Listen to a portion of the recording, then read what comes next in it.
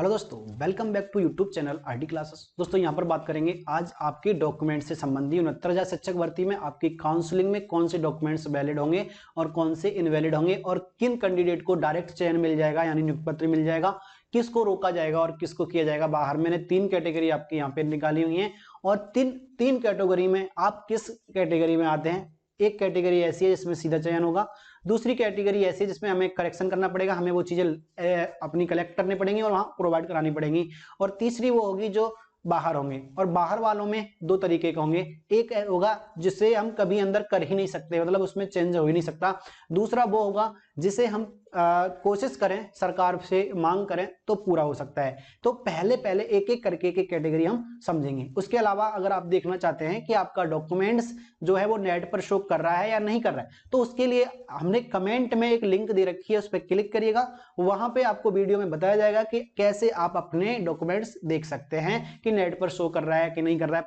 पूरा डॉक्यूमेंट्स खुल के आ जाएगा। कुछ बच्चों का डाउट ये है कि सर ये जो ओरिजिनल डॉक्यूमेंट्स हैं, अगर हमारे पास जीरोक्स है तो हम उसे कैसे प्राप्त करें, तो उसका भी हम आपको तरीका बताएंगे। ठीक है, तो सबसे पहले जो हम बात करेंगे वो होगी हमारी उन 3 कैटेगरी की। तो उन 3 कैटेगरी में आपने देखा सबसे पहली कैटेगरी आती है जिसका चयन सीधे हो जाएगा, किसका सीधा नियुक्ति पत्र मिल जाएगा, उसे नहीं रोका जाएगा। तो पहली चीज, जिसके सारी की सारी डिटेल जैसी कि उसने भरी हुई है अपने आवेदन फॉर्म में, वही उसके मूल अभिलेख में होगी, तो आपको भी पता है वो सीधा सीधा ले जाएगा, बशर्ते वो योग्यता भी पूरी कर रहा हो, मतलब 22/12/2018 से पहले के उसके पास सारे डॉक्यूमेंट्स भी हों और योग्यता भी पूर्ण हो चुकी हो। ऐसा नहीं है कि बैक वाला है 22/12/2018 के बाद उसका रिजल्ट आया है, मतलब फाइनली रिजल्ट आया है। फाइनल उसका नहीं कह सकते हम जिसका बैक हुआ है। तो आप एक चीज समझ गए।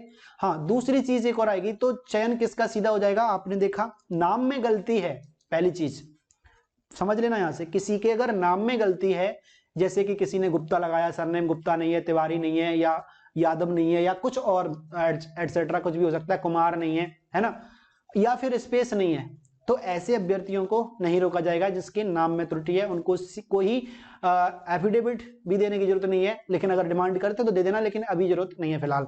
स्पेस वाली दिक्कत है, बहुत सारे बच्चे कहते हैं कि हमारे नाम में स्पेस कहीं है कहीं नहीं है, डबल ई का कहीं आई हो गया, कहीं आई का डबल ई हो गया है, तो वो भी नहीं रुकेंगे, उनको सीधा नियुक्ति पत्र मिलेगा। दूसरा, किसी का पिन कोड अगर गलत हो गया है उसको भी करेक्शन कर दिया जाएगा आपके एड्रेस के अकॉर्डिंग। अगर आपका पिन कोड भी गलत है तो भी आपको परेशान होने की जरूरत नहीं है, आपको नियुक्ति पत्र मिलेगा, कभी नहीं रुकेगा आपका नियुक्ति पत्र। अगला है आपका, बहुत सारे बच्चे कहते हैं कि यूपी टेट में मार्क्स बदले हैं, तो मैं बता दूं आपको, एक जारी किया गया था विज्ञप्ति में बताया गया था कि यूपी टेट 2018 जो हुआ था उसके अगर आपके नंबर चेंज है तो उससे आपका जो सिलेक्शन है वो नहीं रोका जाएगा ज्वाइनिंग लेटर, लेकिन उसके अलावा अगर किसी का गलत भरा है तो वहां पे आपको रोक दिया जाएगा। ठीक है, सिर्फ ये छूट मिली है यूपी टेट 2018 में, क्योंकि वहां पर जो करेक्शन में जो आंसर की था उसको सुप्रीम कोर्ट में ले जाया गया था, तो याचिका पड़ी थी, उसका जो रिजल्ट आया था वो बाद में आया था, इसीलिए उसको सबके लिए मान्य था, क्योंकि यूपी टेट 2018 बहुत ही मेन था इसके लिए। इसी में बीएड वालों को शामिल किया तो उन्हें मौका मिला था,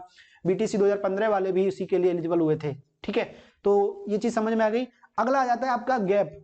देखिए, गैप सर्टिफिकेट के लिए बहुत सारे बच्चे परेशान हैं, तो मैं आपको बताता हूं। तो जो गैप का सर्टिफिकेट जो है वो आपका मांगा जाता है प्री स्टेज में। जैसे आपने कहीं डिप्लोमा करने गए तो वो पूछता है आपसे ग्रेजुएशन में कितना साल हो गए किए हुए। अगर आप वहां पे आपने ग्रेजुएशन किए हुए ज्यादा टाइम हो जाता है, 3 से 4 साल 5 साल हो जाती हैं, तो फिर वो आपसे एफिडेविट मांगता है। तो यहाँ पे इसकी जरूरत नहीं है, और ना ही गैप वालों को यहाँ रोका गया है। एक जगह ऐसी गलती हुई थी जिसे सुधार लिया गया है। ठीक है, तो गैप वाले बच्चों को बिल्कुल परेशान होने की जरूरत नहीं है। अगला लेके आते हैं हम डिग्री की। बहुत सारे बच्चे ऐसे बोलते हैं कि हम पे सारा डिग्री नहीं है। अगर डिग्री नहीं है, आप देखते जाइए आप किस कैटेगरी में आते हैं। अगर आपके पास डिग्री नहीं है तो भी आपको कोई दिक्कत नहीं है। डिग्री नहीं है तो इसके लिए आपको एफिडेविट देना होगा।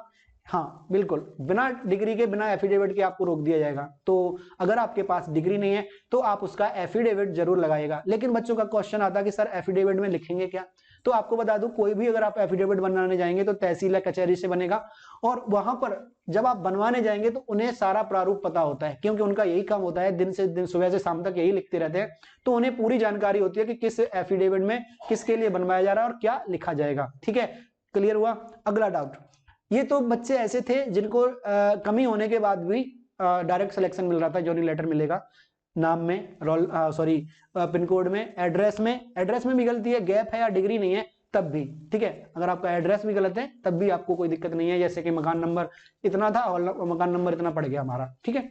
अगली बात आ जाती है जो प्रतीक्षारत हैं। देखिए वीडियो बड़ा हो जाता है कि भाई बच्चे कंप्लेंट करते हैं वीडियो बड़ा हो जाता है, तो इतने पॉइंट अगर डिस्कस हो रहे हैं तो वीडियो बड़ा होना मुमकिन है, ठीक है। तो अगर वीडियो पसंद आया करे तो लाइक जरूर कर दीजिए करिए, और अपने जो साथी उनमें शेयर भी करिए। क्यों? क्योंकि अगर मैं आपके लिए मेहनत कर रहा हूं तो आपका भी एक फर्ज बनता है कि जितना ज्यादा आप अगर हमें मोटिवेट करेंगे हम उतना ज्यादा आपके लिए सहयोग करेंगे। दूसरी चीज एक और आती है कि कभी कभी ऐसा होता है कि हमारा पॉइंट इस वीडियो में डिस्कस नहीं किया गया, लेकिन अच्छे अच्छे पॉइंट तो डिस्कस किए गए ना, तो वीडियो तो अच्छा हुआ आपके लिए, तो लाइक कर सकते हैं आप लोग, ठीक है। कोई प्रेशर नहीं है, अगर आपको लगता है तो आप लाइक करिए, नहीं लगता तो डिसलाइक भी कर सकते हैं अगर अच्छी नहीं लगती वीडियो, ठीक है। चलिए अगला क्वेश्चन हमारा रहता है कि जो लोग प्रतीक्षारत रहेंगे, मतलब जिनको अभी रोका जाएगा। देखिए दो चीजें, एक बाहर करना एक रोकना, दोनों में डिफरेंट है। बाहर करना मतलब आपको अब ज्वाइनिंग नहीं मिलेगी जब, और अगर आपको रोका गया है इसका मतलब आपको पुनर्विचार के लिए रखा जाएगा और बाद में आपको शामिल कर दिया जाएगा, आपको ज्वाइनिंग लेटर दे दिया जाएगा, सिर्फ इतना अंतर है। तो प्रतीक्षारत में किसे रखा जाएगा, किसको रोका जाएगा? तो सबसे पहले वो कैंडिडेट आते हैं जिनके अनुक्रमांक या रजिस्ट्रेशन नंबर में या रोल नंबर में, दोनों में से किसी में भी गलती है, ठीक है। यहां पर आपने देखा होगा रजिस्ट्रेशन नंबर रोल नंबर के गलती वाले कई एक प्रतीक्षारत वाले हमने आपको दिखाए भी थे वीडियो में, लिस्ट भी जारी हुई थी कि इनको इसकी वजह से रोका गया था। तो आपका अनुक्रमांक, चाहे वो आपका टेट सी टेट का हो, चाहे वो आपका हाई स्कूल इंटर ग्रेजुएशन का हो, क्यों? क्योंकि इसमें भी प्रमाण पत्र क्रमांक और अनुक्रमांक होते हैं। तो ये अगर आपके गलत है तो आपको प्रतीक्षारत रखा जाएगा, लेकिन आप ये कभी मत सोचेगा कि आपको ज्वाइनिंग लेटर नहीं मिलेगा, इनको बिल्कुल मिलेगा, मैं कहता हूं, ठीक है।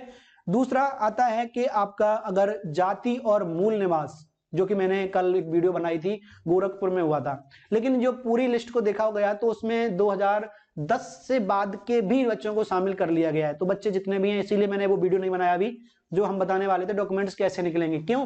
क्योंकि हमने यहाँ पे देखा एक करेक्शन है।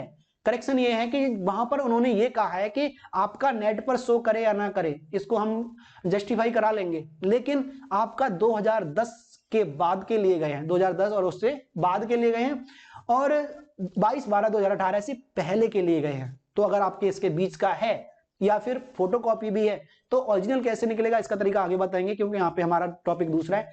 तो भी आपको शामिल कर लिया जाएगा, कहां तक?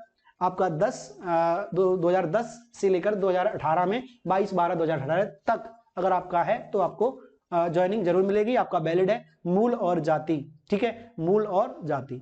अगला आता है आपका इसमें कि अगर आपने आईडी नंबर गलत भरा है, मतलब आपका जो आईडी प्रूफ का नंबर है, चाहे वो पैन कार्ड हो, चाहे ड्राइविंग लाइसेंस हो, आधार कार्ड हो, इनका अगर नंबर गलत भरा है तो आपको प्रतीक्षारत रहना है, और लेकिन आपको ज्वाइनिंग मिलेगी, इसकी वजह से आपकी ज्वाइनिंग छूटेगी नहीं। क्योंकि अभी आपने देखा कि जल्दी में हो रहा है सब कुछ, तो इसलिए इन बच्चों को रोका भी जा रहा है, और आगे भी इनका यही काम रहेगा कि ये या तो 31,277 वाले फोर्स करके अपना एक इसमें करा लेंगे तो हो जाएगा, अगर नहीं करते हैं तो फिर इन्हें एक साथ मौका दिया जाएगा, ठीक है। अगला आ जाता है आपका करेक्शन। हाँ, बहुत सारे बच्चे ऐसे हैं जो करेक्शन के बाद, जैसे उन्होंने कहा कि हमारी मार्कशीट में तब नंबर और थे लेकिन करेक्शन के लिए थी, तो हमने करेक्शन कराया। करेक्शन अगर इस तरह का है कि उसमें कुछ त्रुटि के बस हुआ है तो उसका प्रूफ आपको देना पड़ेगा, लेकिन करेक्शन इसलिए है क्योंकि आपका रिजल्ट आ चुका है, उसके बाद का करेक्शन है। जैसे रिजल्ट 2018 से 22/12/2018 पहले आया, लेकिन आपका अपडेट नहीं हुआ मार्कशीट में, बाद में हुआ है, तो वो चल जाएगा, उनका हो जाएगा। और जिनका रिजल्ट में करेक्शन, रिजल्ट बाद में आया, वो करेक्शन कराने वाले हैं, तो उनका नहीं चलेगा, उनको बाहर किया जाएगा अभी फिलहाल, ठीक है। अब बात करते हैं हम जिनको डायरेक्ट बाहर कर दिया जाएगा, या फिर उनमें से अंदर आने की संभावना किस किस की है।